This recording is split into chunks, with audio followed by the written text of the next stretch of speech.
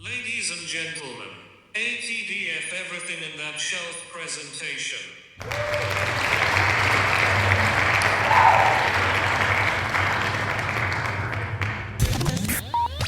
You're now rocking with TDF Everything. Spoiled Rotten.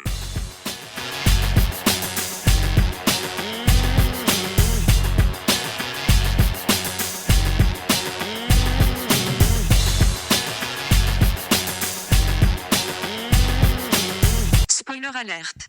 Welcome back, everybody. Hey.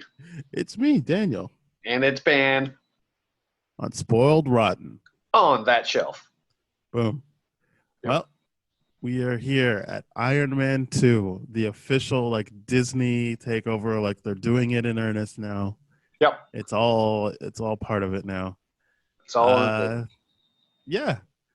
I have to say, this watch through, I don't really have a problem with it. I don't think it's a great movie, but I also was like, yeah, whatever. Well, it was nice. that's what I say. I would say like a solid C plus. Well, don't spoil no. the rating yet. No, it's like a solid. No, like the numerical thing, right?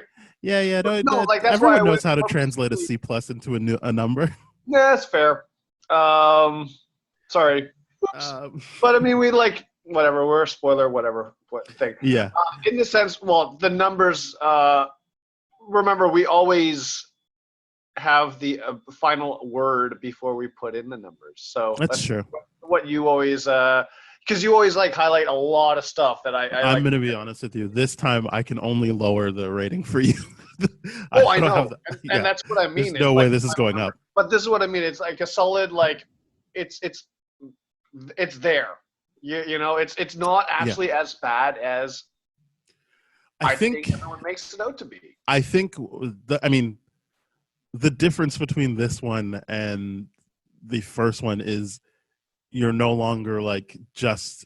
I think we talked about it when I talked about the first one. I didn't really feel that connected to Tony as a person. I was like, oh, I'm connected to Tony's ability to make machines, but I wasn't that invested in him as a person, the way I was invested in Steve in the first Avenger. I was like, oh my goodness, he needs that first dance. We all know what that means. Whereas this one, I was like, oh yeah, get out of the cave and stop the bad guys at the end. Yeah, but I wasn't that invested in him, but I still feel like people think, or people feel that first one is so invested in Tony and character building, which I think is mostly just expressed through him building things.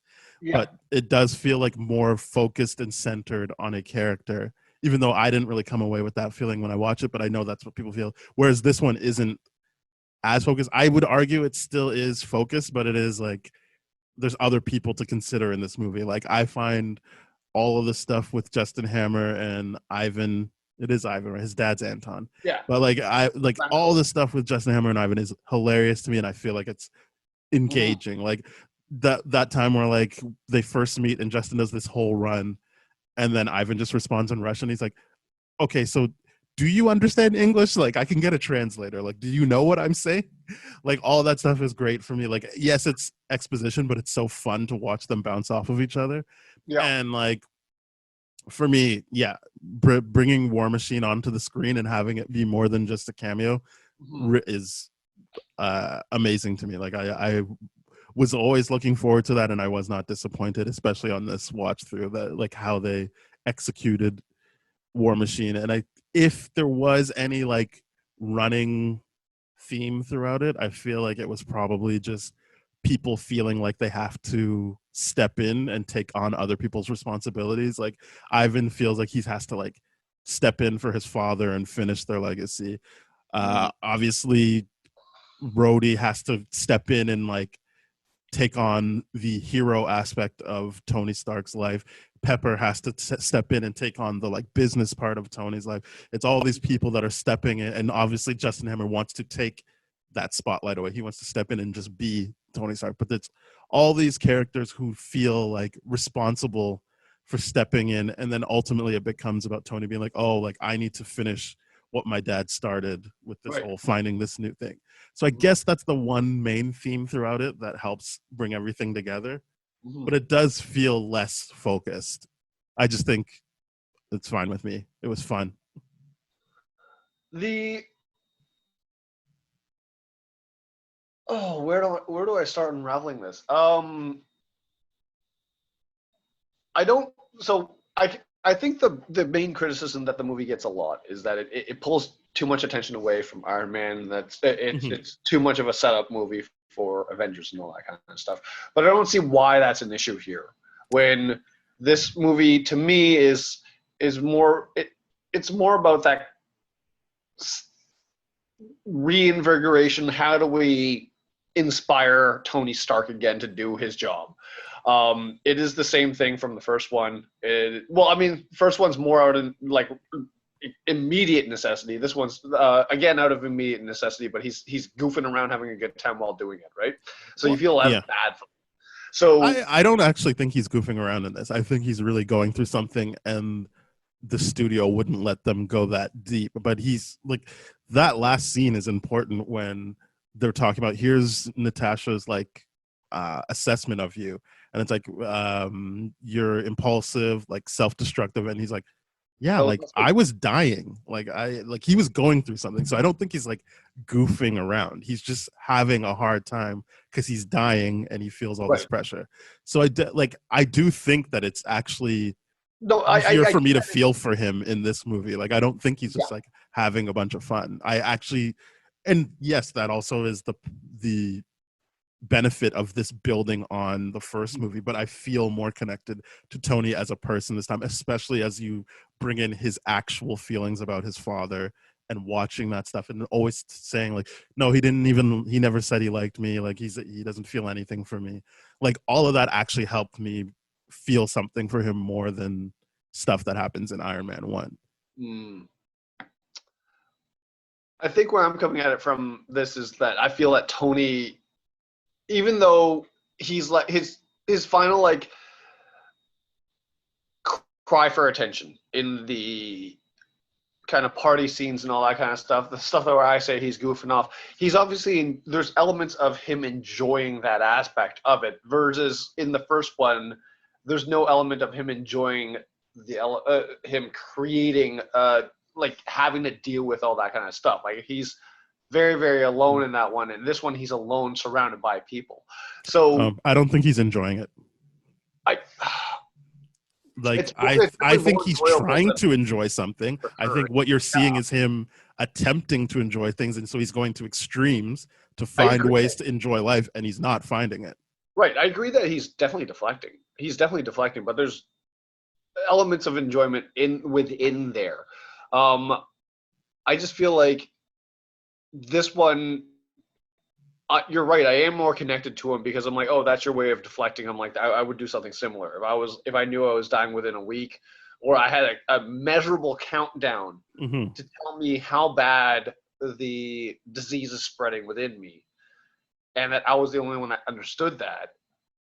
Then I would feel like crap and just completely do everything that he was doing. Absolutely, there's no part of me, but there's the element of I get to choose how I get to do that too. And the parties and all that kind of stuff. He still got to do that. He still got to like, I'm gonna deflect. Let's do this. Let's do this. Everyone run away. And he just wanted to run away from it and deflect for a while until he was like, nope, we're forcing you literally again to deal with this under house arrest.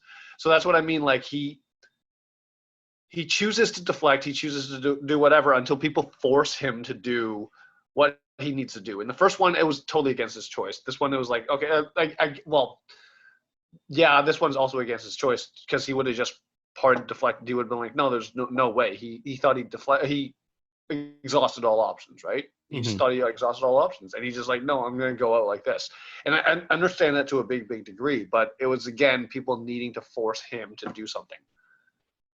Yeah, I don't know. To me, I'm like, if we're going to repeat that story beat, then I don't mind focusing on other characters, like setting up Black Widow and setting up War Machine. I think we're really, really good parts, and then really, really, really getting to know Pepper Potts a lot better too. Like the fact that she went to CEO so quickly and took the job so seriously right off the bat, and was like dealing with all this pressure. Like I like the idea of exploring all those other characters because I like the idea of like I know that what we're in retrospect now when I watch it, I feel like knowing what the MCU has to build up to, I feel like there has to be movies like this. And that if that's the biggest criticism, I'm like, well, what about, to me, is that complaint more about we want more Tony? Or is it more about like these other characters should have their own movies to build off of? I can't really tell, but I like the idea of building up other characters as well.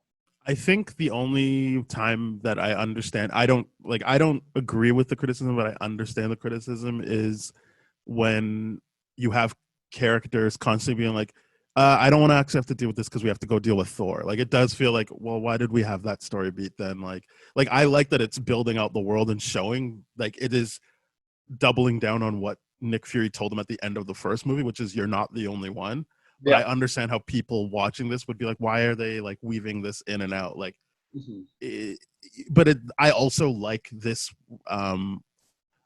I always say, like, Marvel isn't like when Scorsese's like, oh, that's not cinema or whatever. Like, yeah, it's not what Martin Scorsese would make. Obviously, like that's not what he's doing. They are trying to bring comic books to life on the big screen, and so yes, it is this 10-year play, 2008 to 2019, like play of like, okay, now we've finished the story. Like these movies are just little episodes in the thing. So I get that.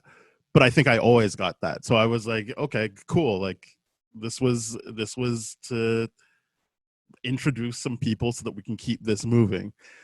So if people don't like that, that's perfectly fine. But it's kind of like I don't really have a problem with that because I'm like, yeah, and I think this is a full story anyway. It's just I think it's less Iron Man focused. Yes, I agree with that. And building up other characters is what, like, I feel like that was a complaint at the time that was a little bit more valid.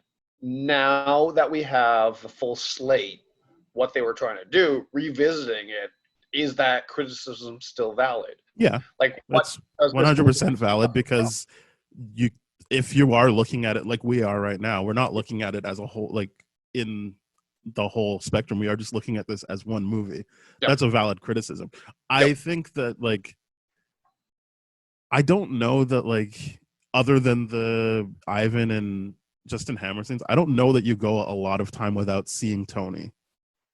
I don't think I think you keep saying there's not a focus on Tony, but like everything I said is still around Tony. Like if you are seeing a bunch of Don Cheadle and Gwyneth Paltrow in particular, it's because they're dealing with stuff they feel they need to do because of Tony. Like the focus is on Tony, and even the conversations with Ivan and Justin are about Tony. Nothing is just spinning off about something else. It's not like they had like their own play. Like everything is so tied back into Tony that I don't feel that it's a fair assessment to be like, oh, it's not that focused on Tony. It is.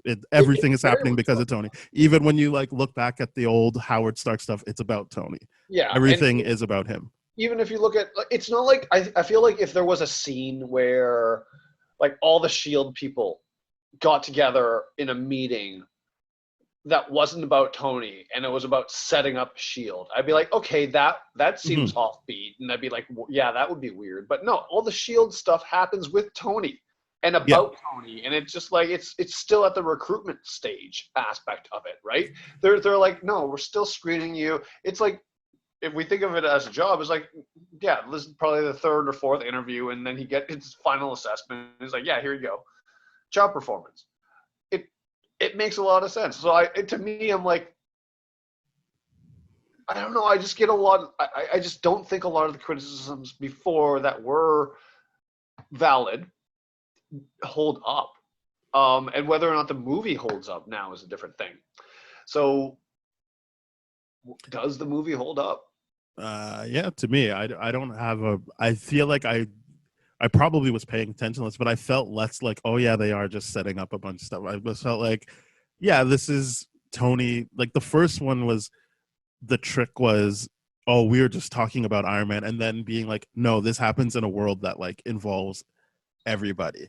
Yeah. Like this is a world where they will have to go off and deal with Thor, or even the fact that like when he gets angry at his party guests, he hulks out because he's been watching Hulk deal with things. He's doing the exact same pose that Hulk does when he's well, we know it as U of T. I don't remember what actual university or they were at, but like that's what he's doing. He's like mimicking.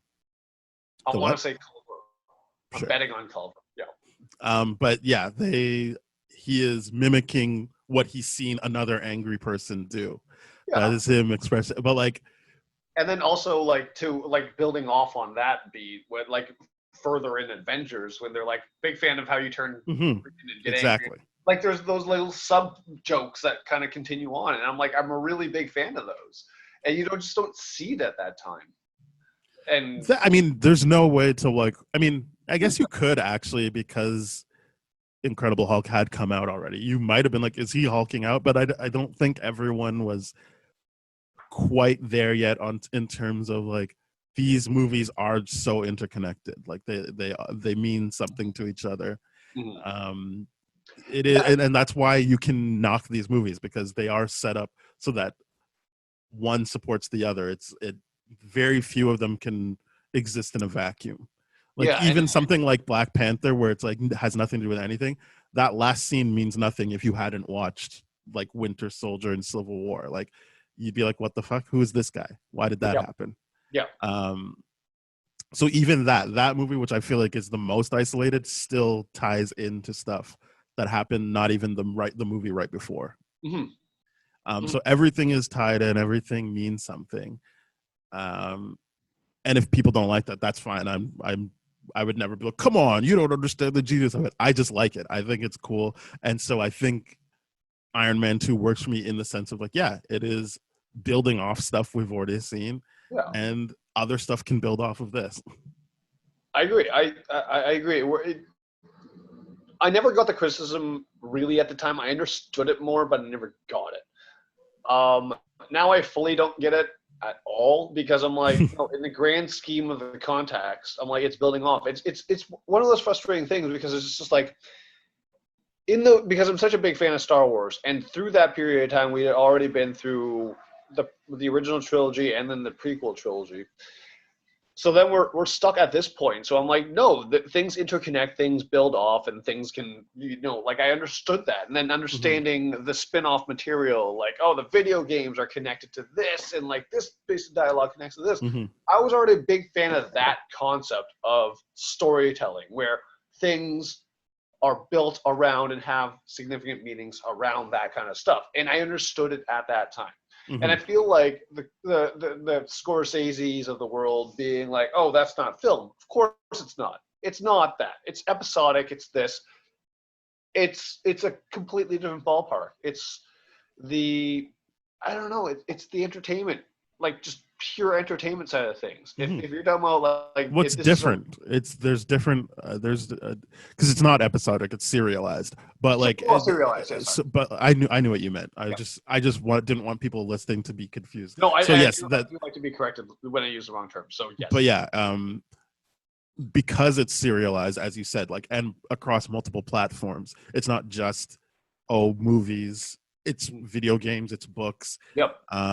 It's obviously TV as well. Like, yeah, it's this serialized thing that you're right. Star Wars has definitely been doing for a long time. I'm sure Scorsese has his opinions on Star Wars as well. But like,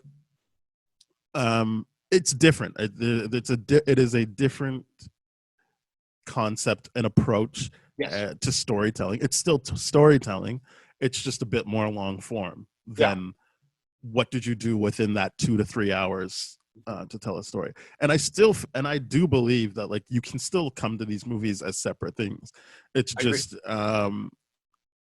maybe they get heightened when they're put in context of the other stuff. But I don't genuinely believe that they just make movies that are like yeah and then just come back next year. Like other than Infinity War and Endgame, which are obviously so interconnected, but like. Yeah.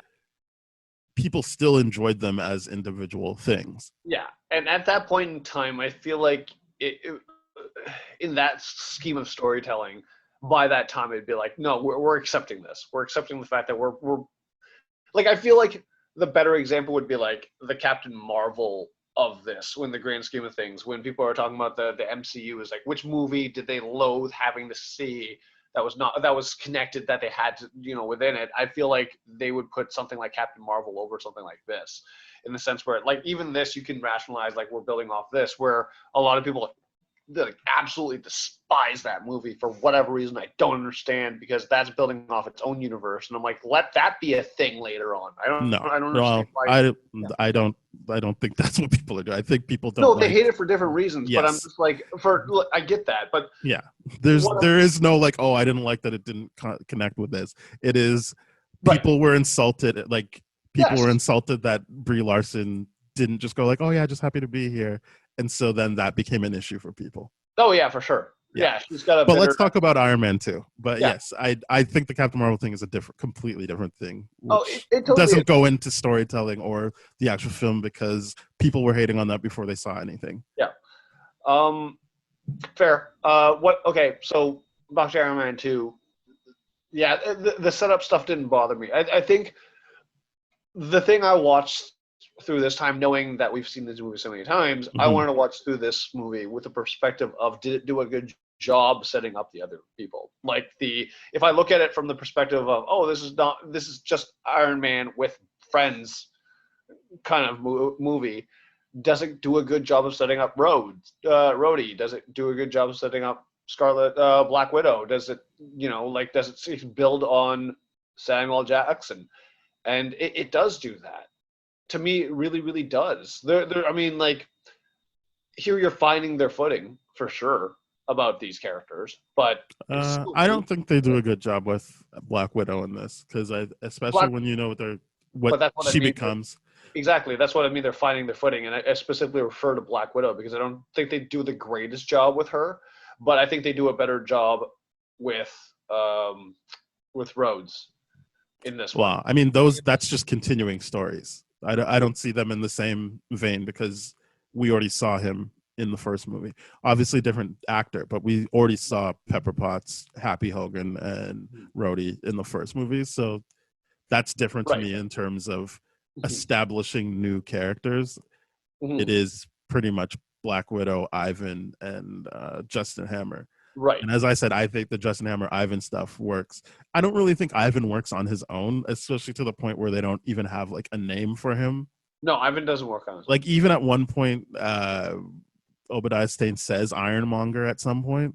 Yeah. But like, they like to the point where like that's not even a character from the comics. That's like different characters put together, different looks, and then no name. He's just Ivan, and you're kind of like, okay. But his interactions with Justin Hammer, which I think Justin Hammer and War Machine are the saving graces of this movie for me, because like, if you're in a scene with Justin Hammer, I feel like everything gets elevated. Yeah, he's having a good time, especially when you're dealing with the whole like, he just wants people to respect him, like the way they respect Tony, and how he calls him Anthony and stuff. Like, I think that's a great character. Yeah, those backhanded, like, back and forths between are really, really good. I like that when Tony's like that, when they're in the race car in France scene where they're in the dining area, and he's like,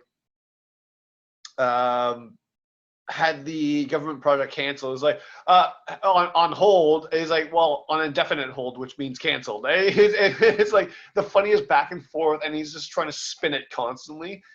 And or when he first enters the hearing, and he's like, I just want to say I recognize Justin, and was wondering when the actual expert was coming. Like, all that stuff is good. I like that stuff, and I like War Machine as a character. So I was happy that he got to do stuff. I especially like that it was like, he thinks it's what I said, that theme of like trying to take on responsibility, and so he's like, well, yeah, like Tony's not being a hero anymore. I'm gonna have to do this. I'll get the suit, and then he works with Justin Hammer. And I love that it doesn't work out for him when like he's got like the Widowmaker, and Tony's like, "Was that Hammer Tech?" He's like, "Yeah, Hammer Tech." But like they still work it out, and they finish it. I like, all that stuff worked for me, and the jokes they had at the end when he was like, "You guys look like two seals fighting over a grape," and then he's like, And they're like, "Can you leave?" He's like, "No, I was here first. Get a roof." I like all of that stuff is funny to me. I really like their interaction. It's like the last time they seem like friends, but like it was good. Yeah, and that's one of the things I wanted to talk about in this movie. Like his friendship with Tony is I guess the best established in this one because of those. I still think it's the best in the first one, only because he's so like in service to Tony. Oh, In the absolutely. first one, The first in one this, is definitely the best. In this one, it's very much like no, we're friends, but we're just more along the lines of coexisting. It's like I've drawn better boundaries around you, and this is yes, he's got his boundaries. And Yeah. there's the one scene where they drop because he's like, he goes downstairs and he's like, "Stop this bullshit," and then he sees just how out of it Tony is, and like all of that drops, and he's like back to like, okay, this isn't him being like, "Oh, I'll sacrifice my well-being for you," but it is like, you're still my friend, and like I can see you're not well, like. Yeah. So I think that's a good beat to have in there. That like this movie, there's well-defined boundaries they have now, but like they are friends. Like it is still like, Yeah, it's a healthier relationship. It's a healthier friendship, and I like that for them. yeah, which comes with Don Cheadle, because I can't see him being as in service to somebody as Terrence Howard did. I agree. I Yeah. agree. I do like and when I talked about Black Widow and Rhodes here, Rhodes 2.0 to me feels like because of these character progressions and all that kind of stuff, it feels like such a good new character to me, and that's one of the things to talk about. Obviously, talking points in this is this version of Rhodes versus Terrence Howard's version of Rhodes. Yeah, I mean, I look at it as just time has passed and he's like done something I appreciate, which is like we always talked about how in Daredevil, Foggy Nelson would always be like, "Why are you doing that, Matt? Stop it!" And it's like, Yep. Well, no, just go away if that's not what you're into. Whereas I like this progression of like, oh no, like I understand what you're doing. Yeah. I'm here to support you to keep doing that. I'm not here to be like, Tony, stop being Iron Man like that. It's him literally be like, you need to get back to this. Like, and like more than that, you don't have to do it alone. Like I can help you.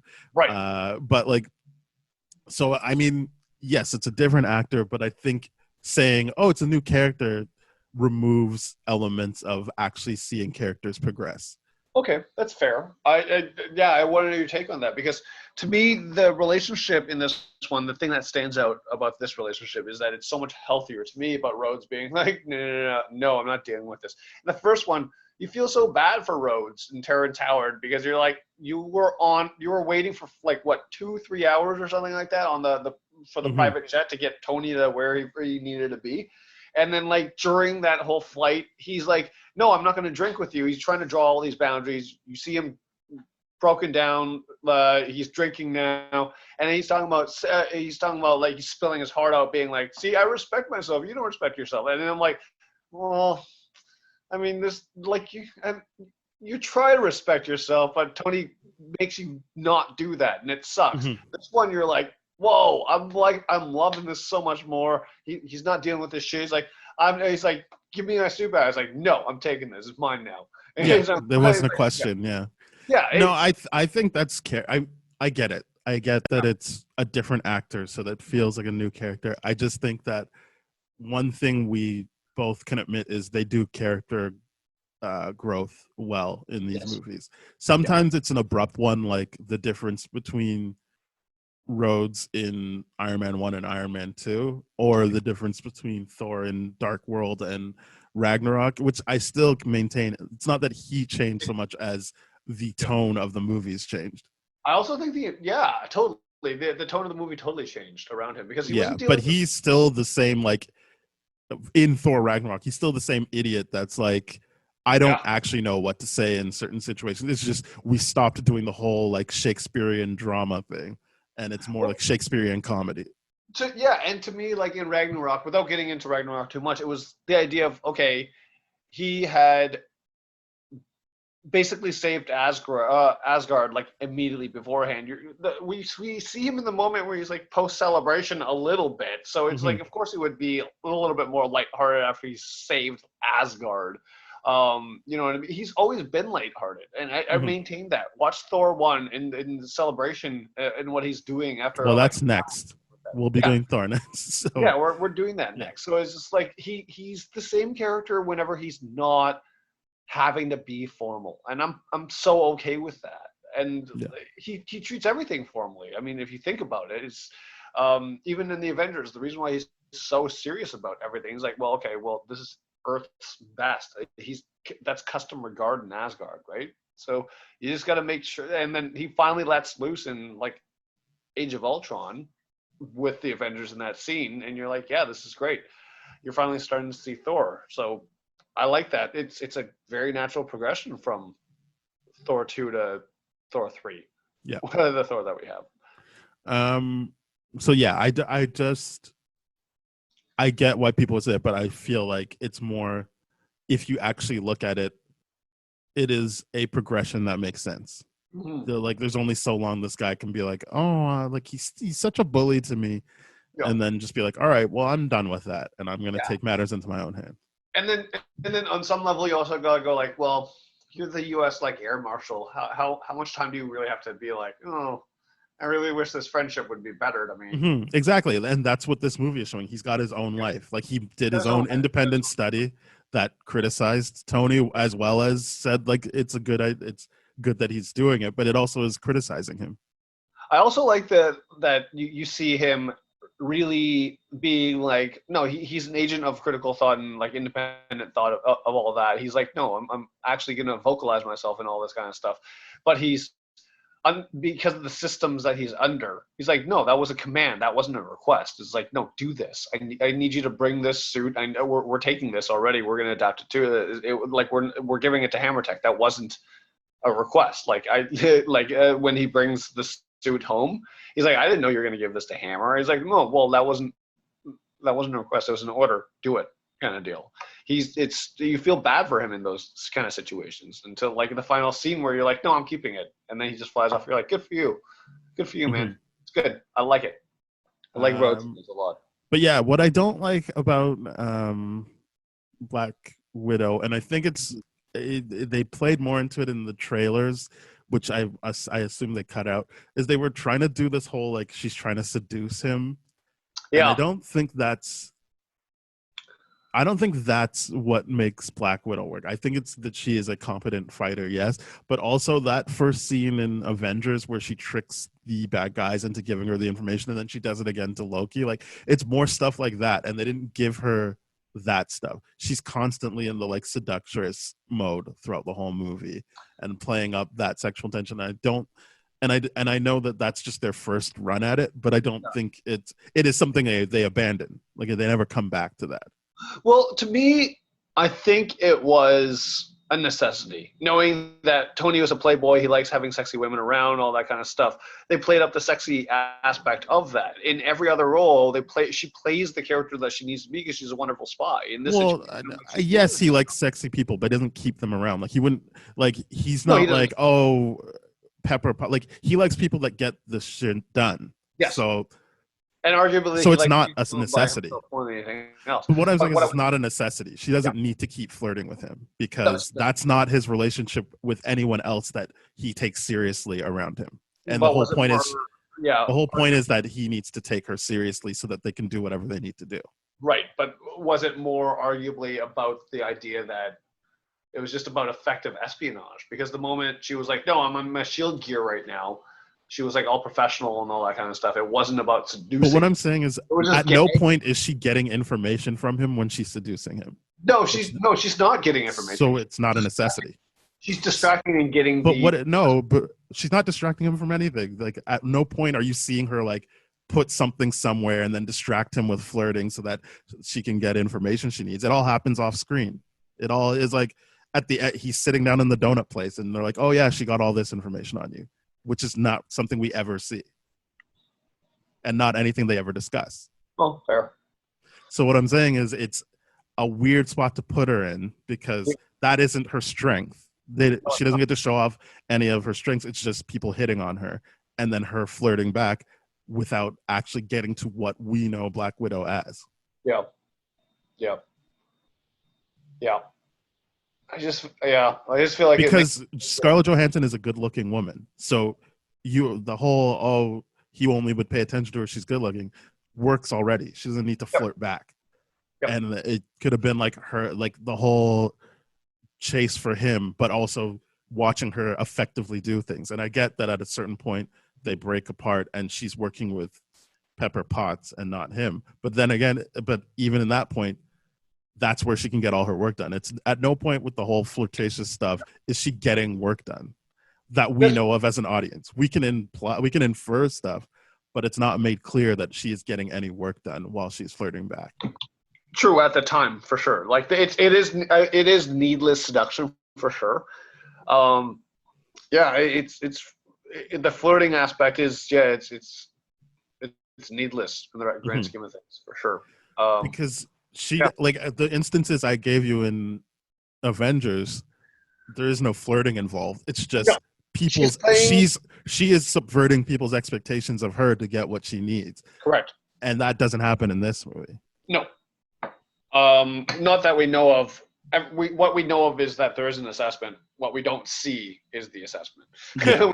So yeah, that's like, what I'm saying is like this assessment. I'm gonna do this femme fatale seductress thing in order to check off all these checklists and all. Like, who cares? Nobody wants to see that. But you're right. The flirtation stuff is just unnecessary because it doesn't go anywhere.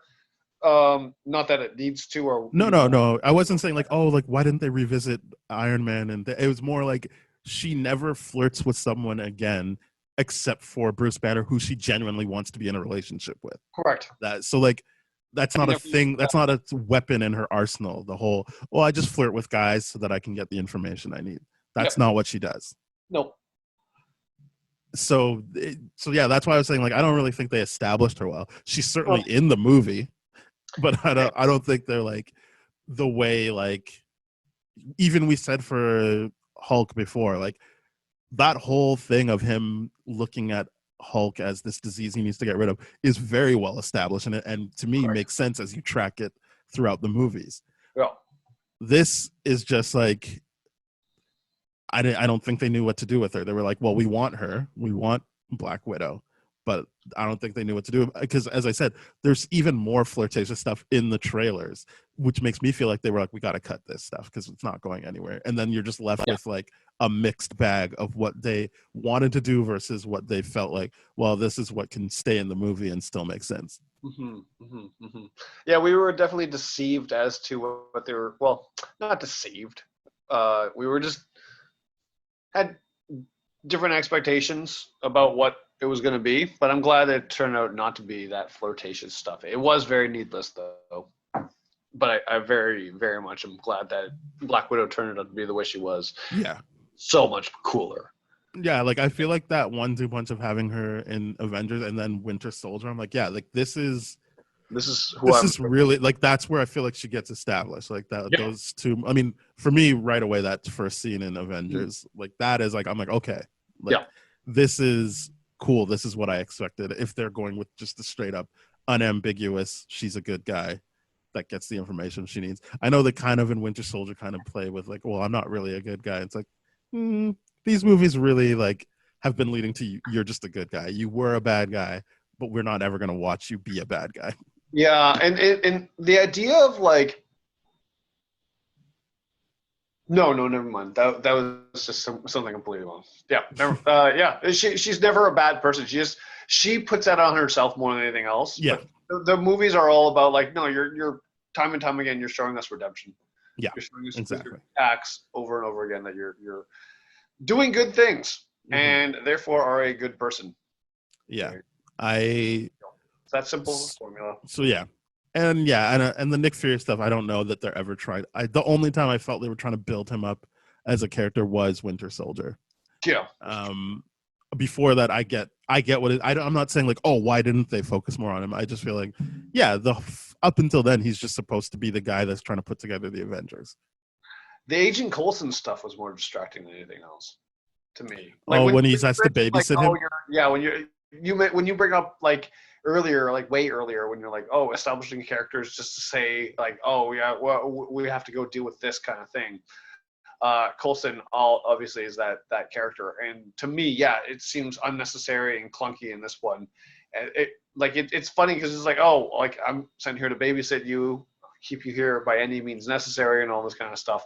I'm like, okay, sure, but I'm like, yeah, he doesn't get anything to do, and his character seems clunky in it because you would assume it'd be like Black Widow doing it. It's like, no, I have to do this now.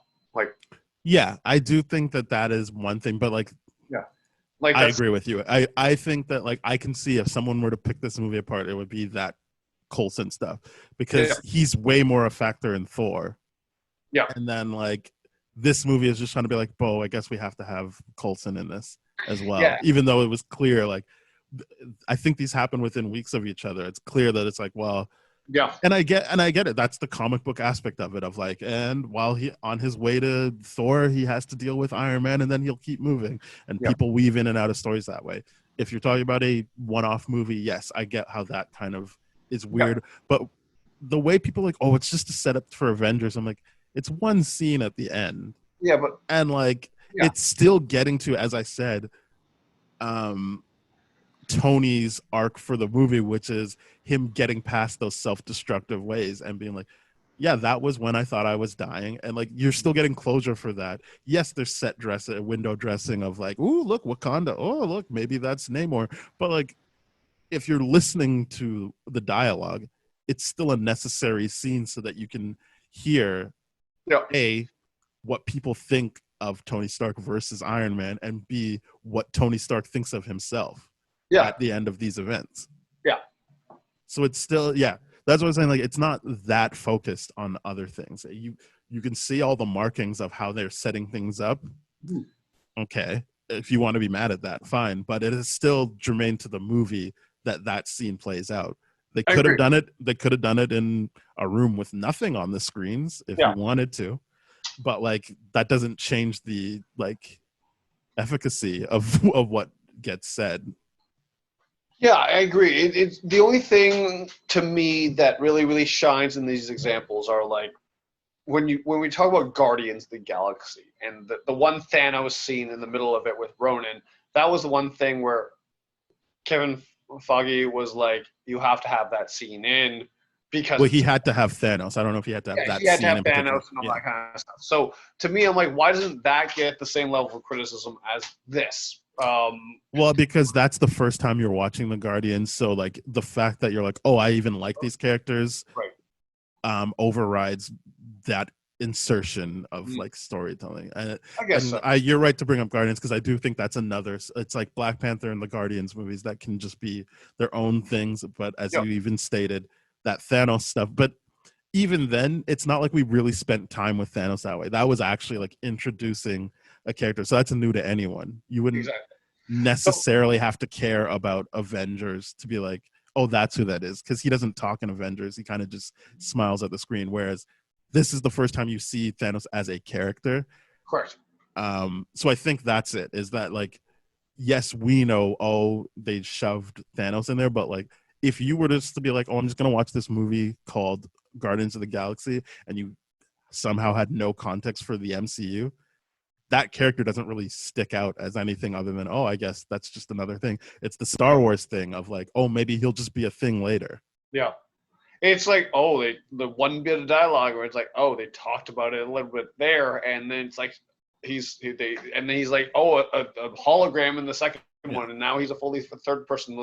But he's also like the father of two of the main characters, so he does fit more naturally into it than.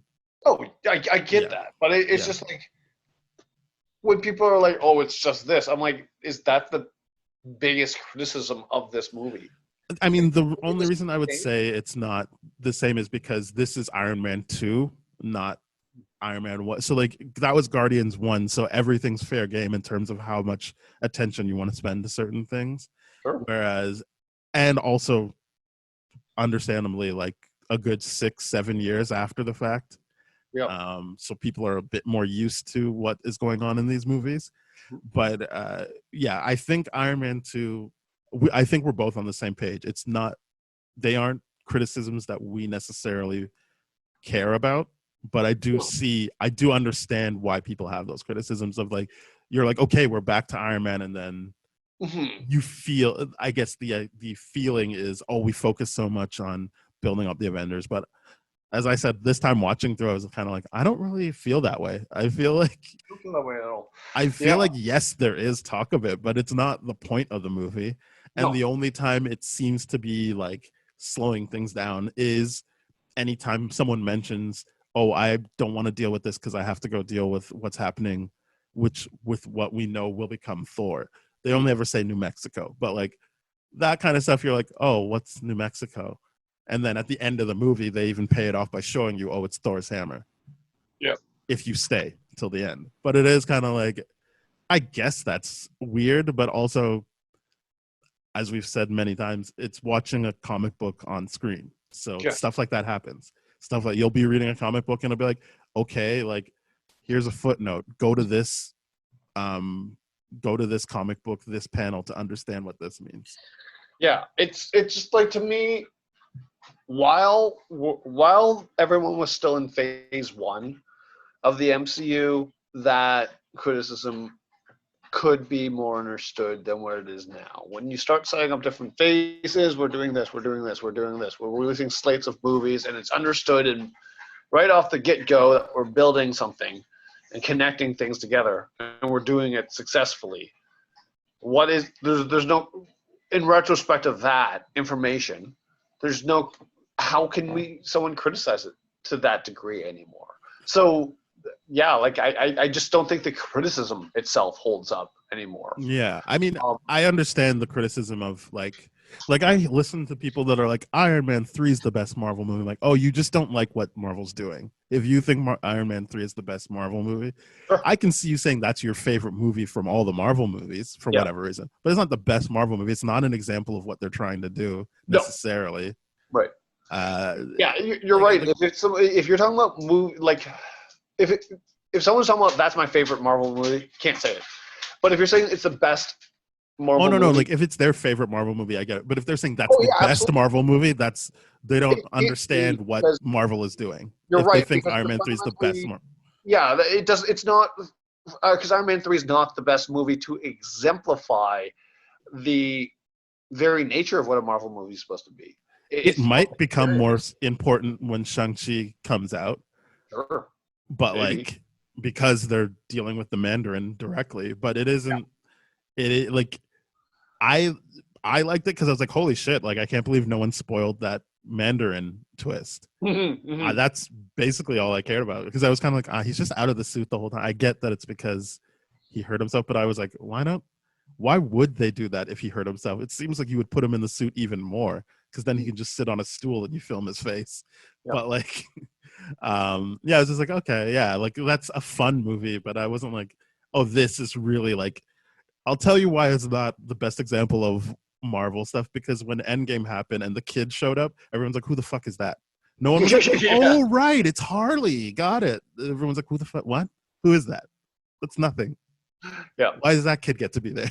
Yeah, I watched that, like, and even me being such a big Marvel fan, I was like, who is that kid? Who is that person? Why is he here? Yeah, I think getting like the broader point is there are people that are watching these movies because they're popular and then have their criticisms, and I don't think they're invalid. It's just, I think the two of us are meeting these movies at the level they are trying to be viewed, which is, and if people want to say dumber, fine, whatever, but like it's something different. Like, I don't assess the success of Iron Man 2 the same way I assess the success of The Irishman. Like, there are different goals trying to be achieved. I don't even look at it the same as I would look at Dark Knight versus Batman Begins, because even within comic book movies, MCU is doing something different. Yeah.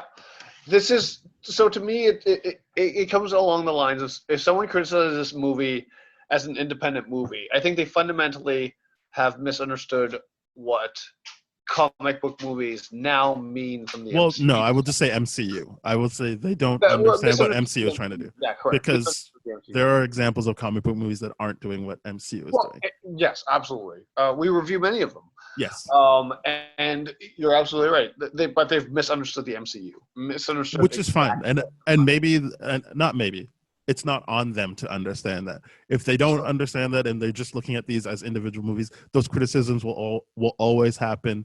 And for me, it's kind of like, well, stop watching, because they are doing something. At a certain point, it is on you if you're going to be like, oh, just this again. And it's like, yeah, they have a thing they're doing. Like this, they're working towards something.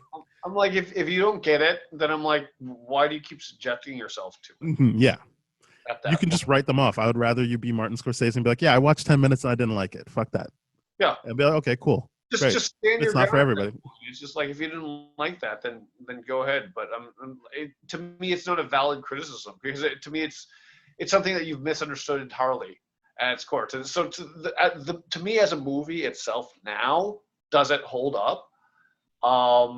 In that grand retrospect, having less tolerance to that criticism now. Because I'm just like, okay, if that's your criticism, I just won't engage in the conversation. I'm like, okay, I'm glad that that's what you thought. I'm sorry, that's not for you. Like, I won't engage further, because I'm just like, I don't want to explain to you why I think it's important that this scene exists when you don't see the character in this movie. And like, and also maybe they do understand, they just don't like it, which is also fine. Like, okay, fair. I'm like, if you just don't like it, I don't need.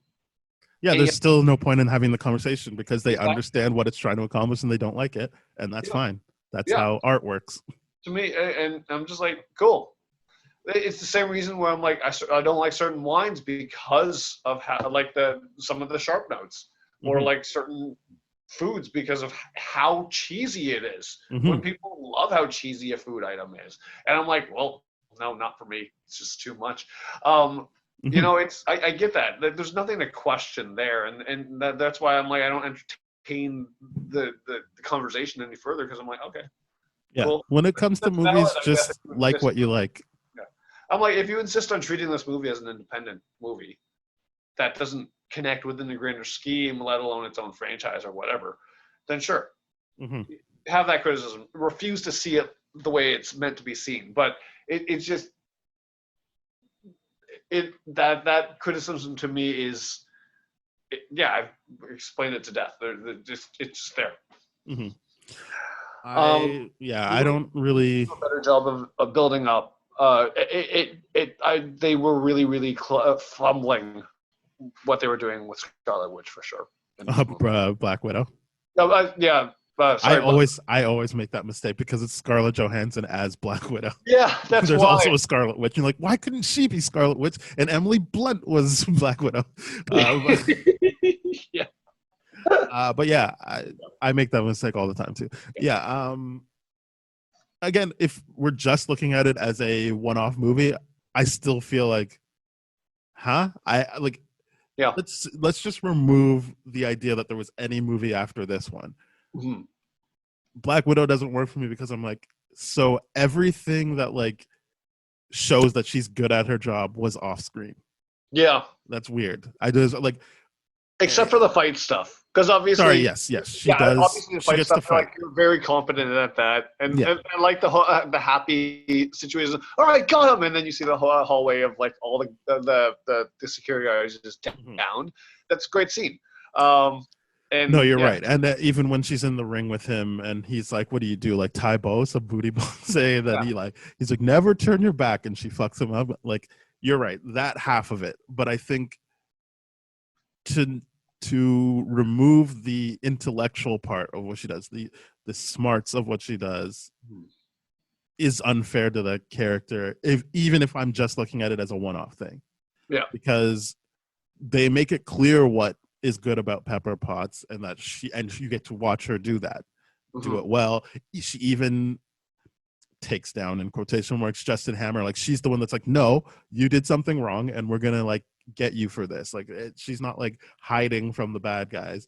So she's a force that way. And so then I'm like, I guess if you just want to be like, she's a sexy lady that can beat you up, but that isn't Black Widow, and I know now I'm thinking about the future, but I do think that like to limit her to just sexy woman who can fight, and then be like, oh yeah, and she ran this analysis which is very in depth and like, like even the point to when. Yeah, but look at her hairstyle while she kicks your ass. It's like, yeah, which apparently drew a lot of criticism. That I get in terms of like, not because it's sexist, but just like, well, yeah, you would want the hair to be out of your face so you can actually see it and do what you need to do. Yeah. I get that. It's the same criticism as the Jurassic World, where Bryce Dallas Howard heals the entire time and runs. But I think the difference there is Bryce Dallas Howard doesn't think she has to run away from anything in the job she does, and then that just happens to be the circumstance she was in. Yeah, versus. That was a bad circumstance for her character. Versus this was like, no, that was just a tactical error because you made a point of changing into your tactical gear and then not tying up your hair. Exactly. Yeah. It was stupid. And I'm like, yeah, that's really, really dumb. It's just like, and it's like, that's also really dumb to choose a pivotal scene to really, really show off what she's capable of. But I think that goes to like having people in decision-making things that are more diverse than a white guy. Yeah. Because I always like, I like Jon Favreau as a director. I think he's got a weird thing with Scarlett Johansson. Like even in Chef, I'm kind of like, really? Yeah. This is uncomfortable. Like the way he shoots her when she like first comes into the donut shop because it's just tracking her ass, like that kind of stuff. I'm just like, okay. And the fact that in his care, Black Widow is reduced to sexy lady who can beat you up versus other people who have used her way more effectively. Yeah. But I won't really dig into that. But I will say that was, I remember the first time I was aware of tying up your hair was Birds of Prey. And people were like, oh, you can tell a woman was like in charge there. The fact that Harley hands out hair ties to her friends before they fight. I'm like, is this a joke? And I'm like, actually, yeah, you're right. Like, it is something that a man who was just looking at Black Widow as sexy lady who can beat you up wouldn't think of. Because he's like, well, we need her to look this way. I've heard many people praise small things like that. It's like, that's realistically what would happen. Thank you for adding that element of realism in. I'm like, a lot of people appreciate that. I guess I would too if that was a thing. Exactly. Sure. I'm happy that that's being done. Well, it just shows that it's like you're looking at them as humans. Yes. As opposed to toys that you could move around to get your movie done. Or pretty display objects. Yeah. Absolutely. Well, I was trying to remove it from just the sex aspect and like Black people in movies or Asian people in movies. Like the idea that if it's not just a white guy making decisions, you can probably get more moments of people being like, oh, I'm glad they added that because or putting it all on the actor to portray that element of it. It's well, it could be more of a collaborative thing. Yeah. And then I know there's probably white male directors that do have that, but I think we see at a higher level, like not a lot do. Yeah. And it's like that is a criticism that I'm like, okay, I get. Because originally I was like, oh, you just don't like the hairstyle. And I'm like, oh, it's a tactical error and it's inconsistent with the character. Okay, I understand that much better. And I guess we can rag on the fact that it just didn't look good. Yeah. And I think because like at the time too, I defended that thing by being like, she's a spy. She's supposed to look different. She gets different hairstyles all the time. Like, what is wrong with that? I'm like, oh no, wait, yeah, like from a fighting scene standpoint, you would never have a hairstyle like that would whip in your face all the time. It's stupid. That would be dumb. Yeah, I understand that criticism. One thing I do think this does subtly, I don't think everyone, I'm sure everyone has thought about this too, is it really sets up that Hydra is running SHIELD and the government because oh wait, no, they don't say he doesn't say Hail Hydra until the second one, but like that senator played by I don't remember his name. I just remember his show, Larry Sanders Show.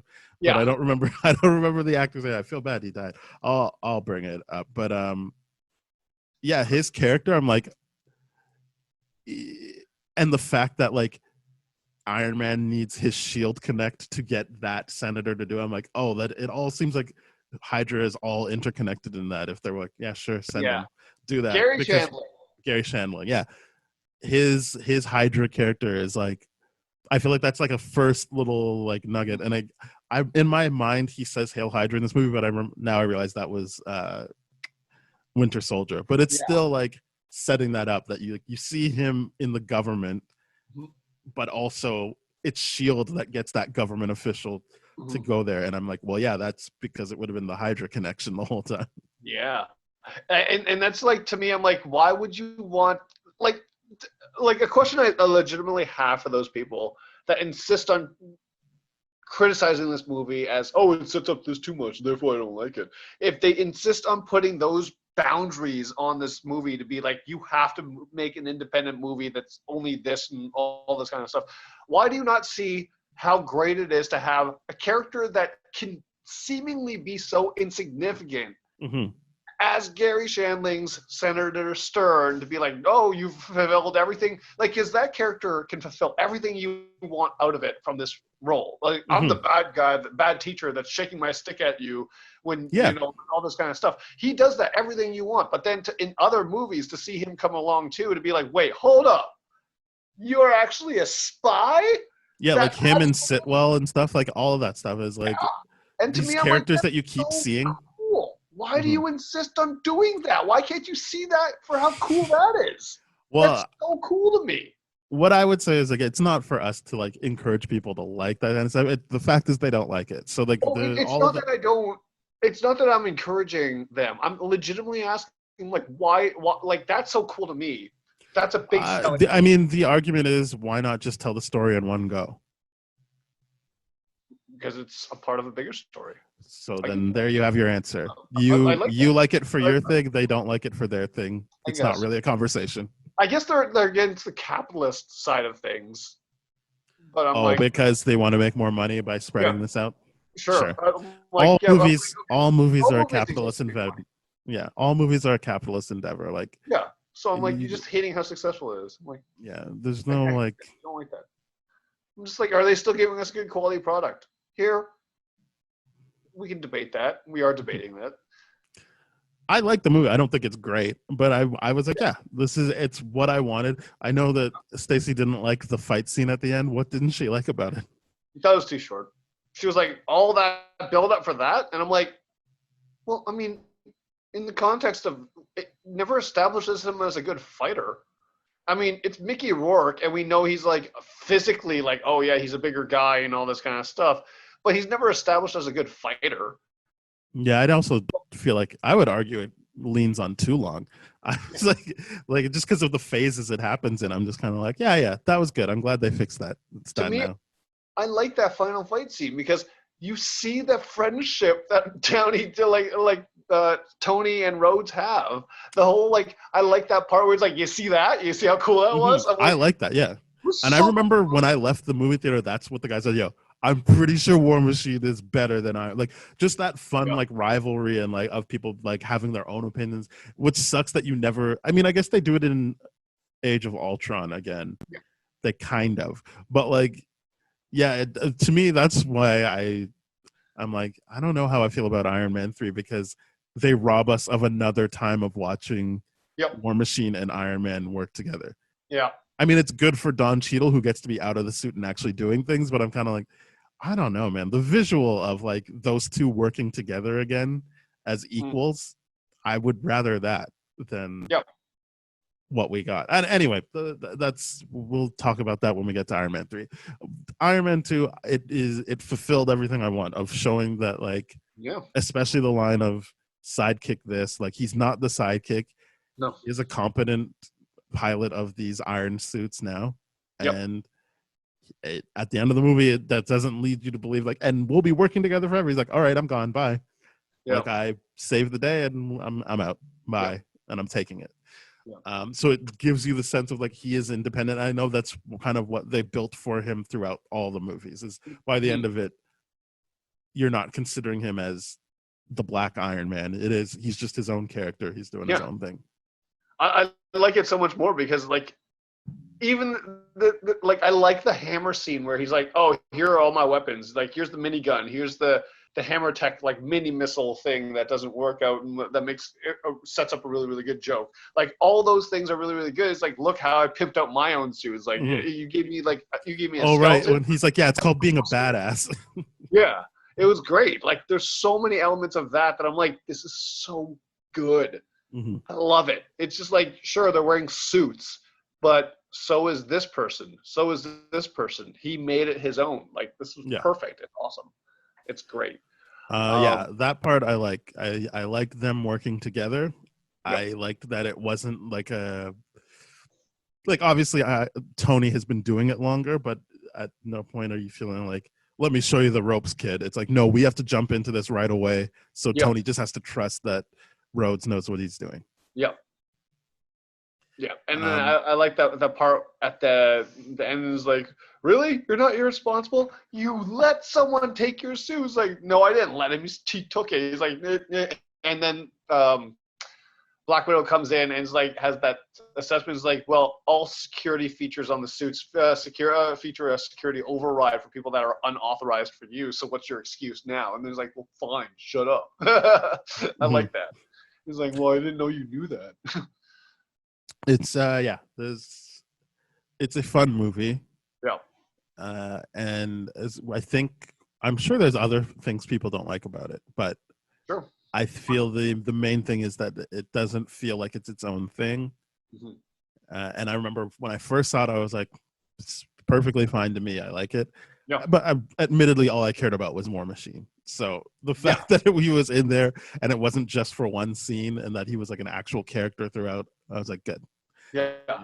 But I think, like, obviously now that we have the context of how this plays in, I think stuff like the whole like Senator Stern stuff, but not just that he shows up again, but like how they even weaved in the Hydra connection through like a request to S.H.I.E.L.D. leads to this government agent thing. And why would that work?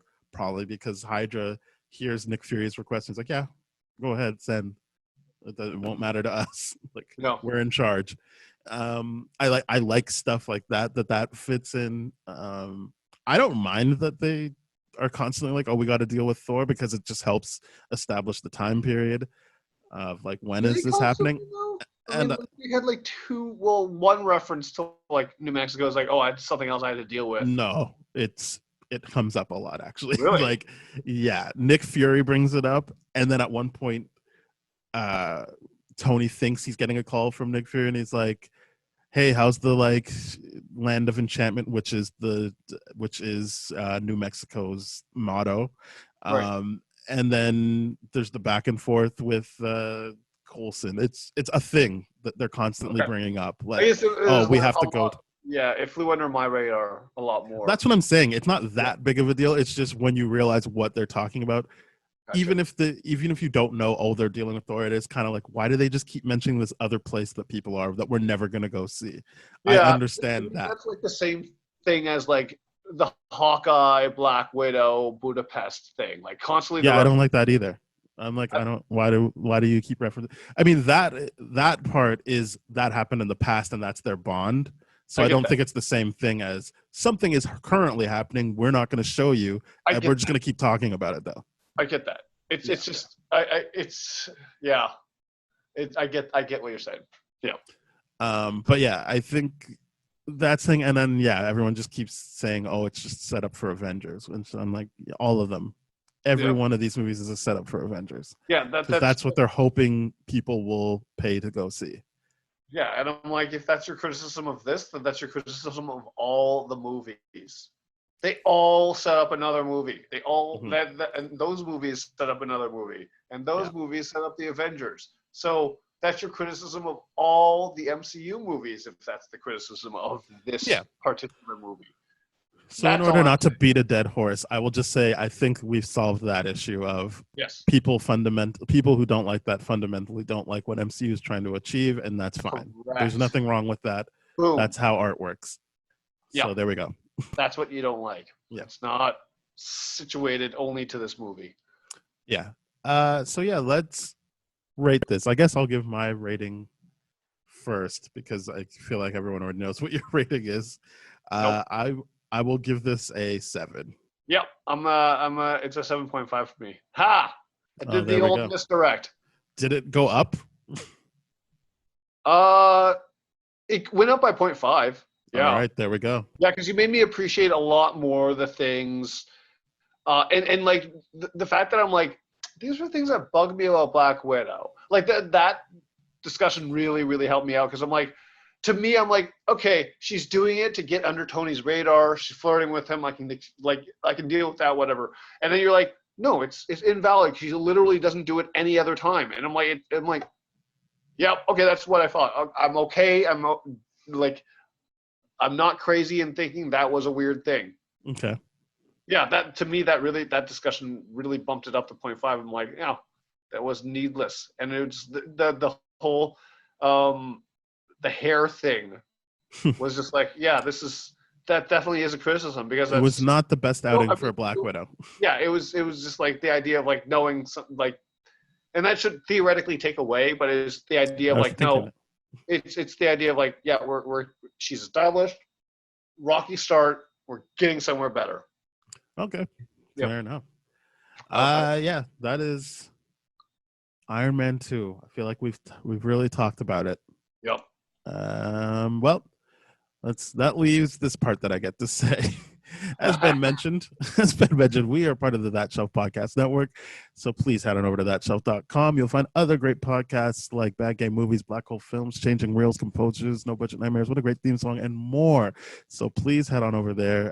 And if you want to hear older episodes of our show, Spoiled Rotten, please go to tdfeverything.com/spoiledrotten. Our Twitter is @tdfspoiled. Our email is spoiledpodcast@gmail.com. We're on Apple Podcasts, Google Podcasts, Spotify, Stitcher, Radio Public, iHeartRadio, Amazon Music, a whole bunch of things. So go rate, review, subscribe, and share with your friends.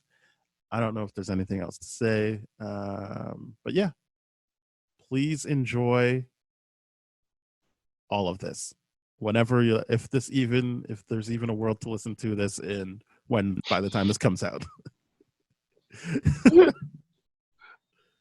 Yeah, we're very, very, let's say we're very optimistic in recording this. I guess so, yeah. All right. Saying that. Yeah. All right. Well, that's that. Cheers. Bye-bye.